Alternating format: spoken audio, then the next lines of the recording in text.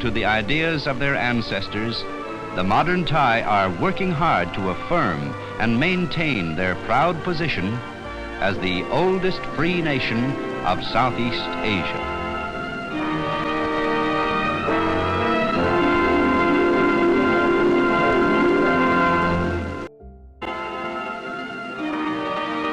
Thailand means land of the free. Protected by high mountains, Siam kept its independence until World War II, when it was briefly occupied by Japan. The Chao Phraya River forms a narrow plain on which the Thai people grow a rich harvest of rice. Near the mouth of the Chao Phraya River lies Bangkok, the capital of Thailand, one of the great rice exporting harbors of the world, and the important center of spiritual and cultural life for some 20 million Thai people. Siamese kings in the last half-century opened the doors of their country to the outside world. This ancient royal palace has seen many changes in the past 50 years, like the change from absolute monarchy to parliamentary government. In this parliament and in these buildings, an efficient administration takes care of the needs of a growing nation. In recent years, the narrow lanes of the ancient city have given way to wide boulevards capable of accommodating the heavy city traffic.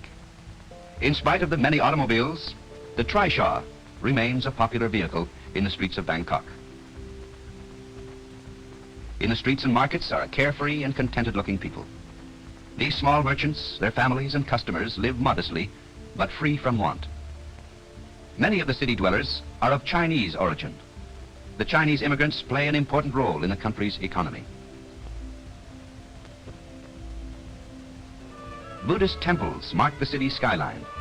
Bangkok is the center of Southeast Asian Buddhism. Alongside an ancient temple rises this modern statue of Buddha, the founder of their religion. It is known as the Great Standing Buddha.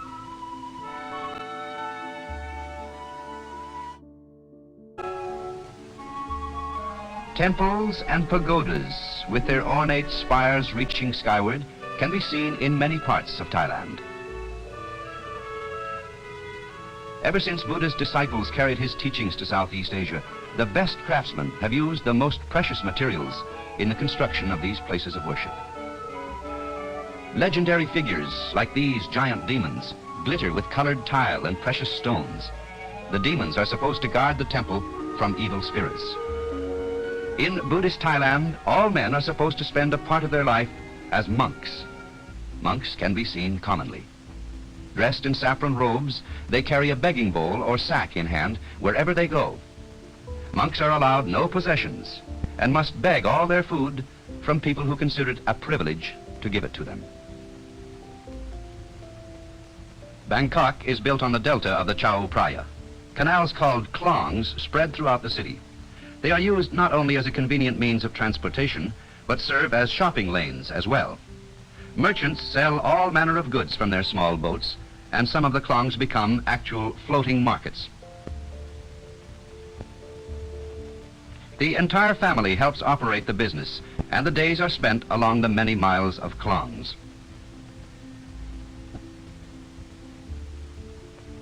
The klongs lead into the main stream of the river, export most of the goods that are moved in Thailand.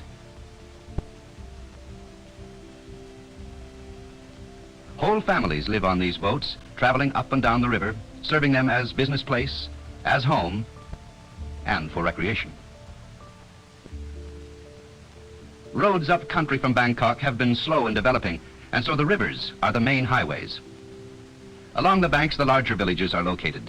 Since the river rises rapidly during the rainy season, the houses are built on tall poles. During the rainy season between March and October, the river will rise several feet and overflow its banks, but the lively river traffic never stops. Many of the people who live in these villages are engaged in river commerce, trading with those who grow food for the city's markets and with those who bring to the villages products of the surrounding forest. But the majority of Thai people live in small farm communities along klongs which carry the river water to their rice fields. The paddy fields stretch as far as the eye can see. Rice is not only the main food for all of the people, but much of Thailand's economy is based on its abundant rice crop. Unlike other areas of Asia, the plains of Thailand yield more rice than the people can eat. Rice can be grown only where there is a rich supply of water. And because so much land in Thailand is flooded part of the year, rice is the only crop that can be raised efficiently. In some places and in some seasons, water must be pumped into the fields from the clongs. Many farm families have water wheels with which to do this. Some are power operated like this one, others are run by hand. Water from the rains and irrigation from the swollen rivers supply the fields with the water which the rice plants need for growth. The Santikanok family are rice farmers who, like most of the people of Thailand, like to take some time off from farm chores while the rice is growing. They visit their neighbors and relatives along the Klong, which flows by their home. Samang and Bunchu, the mother and father, and Chalam, their son, live on the same farm their family has owned for many generations. They love their land and would not like to leave it for any other job. Here, they have all that they need, and life is comparatively good. Their home is built at the edge of the rice paddy. Bunchu has saved some of the money from his rice crop to buy good teak wood to build this new house for his family. Teak is a hard and strong wood which does not rot in water. At the boat landing, the two Santikanok girls, Tonyo and Tanyem, are waiting to hear the news from neighbors and relatives. They stayed home to watch the house and to take care of the chores.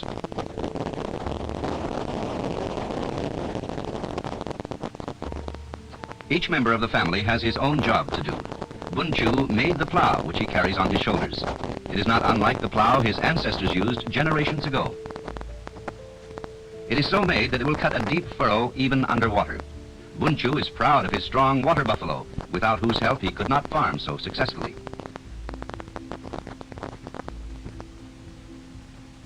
From the time he was very small, Chalam has taken care of the water buffaloes, making sure that they have plenty of time in water to protect them against the heat, since they have no sweat glands. When the paddies are all plowed, it is time to plant the rice. Bunchu and his family plant rice seedlings by hand. The seedlings have been grown in a seed bed. Then the healthiest plants were selected to be carefully planted in the paddies, one by one, each about the same distance apart from the other. In this way, Bunchu makes sure that his rice will grow evenly and yield a uniform and good crop. Other farmers who do their planting by broadcasting the seeds on the water have less work, but their yield will not be as great. At mealtime, the family often eats on the ground outside their house, which has been covered with rice straw. Fish adds variety and necessary protein to the daily diet of rice. In Thailand, many people now use spoons and forks instead of the chopsticks or fingers.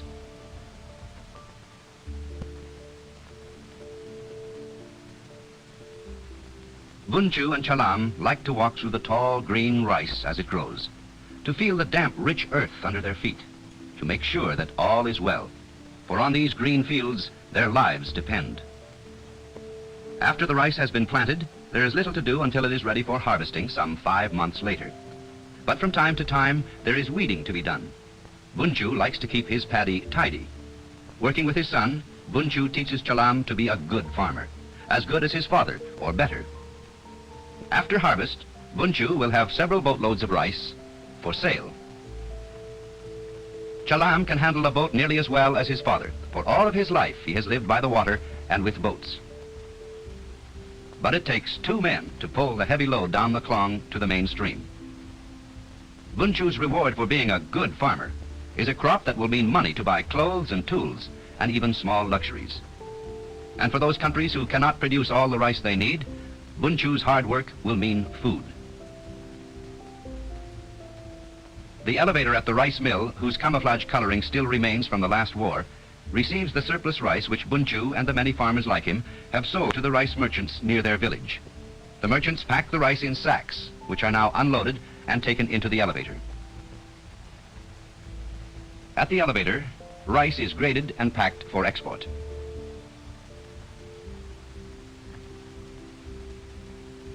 Then it is conveyed to boats called lighters, which will carry it out to the big ships in the harbor.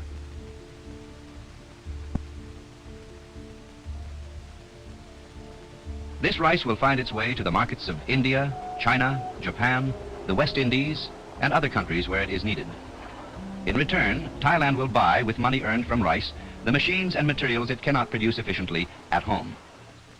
And so, the foundation of Thailand's present and future prosperity rests on farmers like Bunchu, who provide the all-important rice so needed in the lands of Asia. Respectful of their own traditions and faithful to the ideas of their ancestors, the modern Thai are working hard to affirm and maintain their proud position as the oldest free nation of Southeast Asia.